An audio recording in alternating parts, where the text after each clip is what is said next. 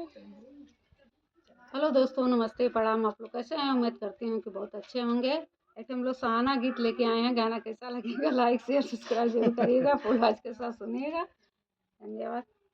दुल्हा मिल गईले देहाती हम शहर के लड़की, दुल्हा मिल गईले देहाती हम शहर के लड़की, हम शहर के लड़की, हम शहर के लड़की, दुल्हा मिल गईले देहाती हम शहर के लड़की, दुल्हा मिल गईले देहाती हम शहर के लड़की।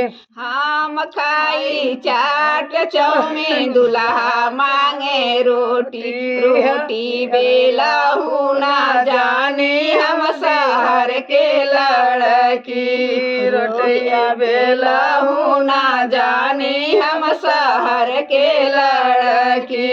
हम खाई चाट चौमीन, दुल्हा मांगे रोटी, रोटी बेलहू ना जाने हम शहर के लड़की, हम शहर के लड़की, हम शहर के लड़की, दुल्हा मिल गईले देहाती हम शहर के लड़की, दुल्हा मिल गईले देहाती हम शहर के लड़की।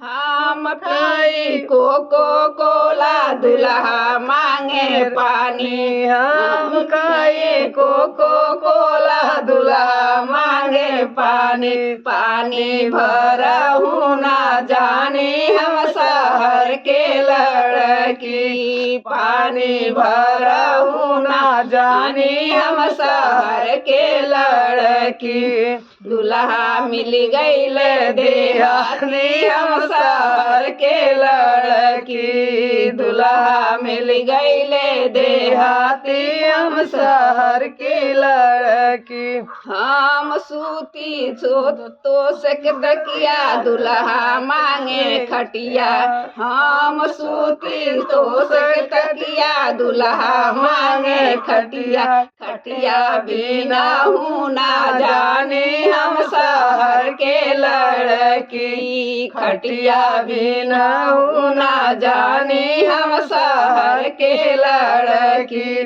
दुल्हा मिल गईले देहाती हम शहर के लड़की, दुल्हा मिल गईले देहाती हम शहर के लड़की।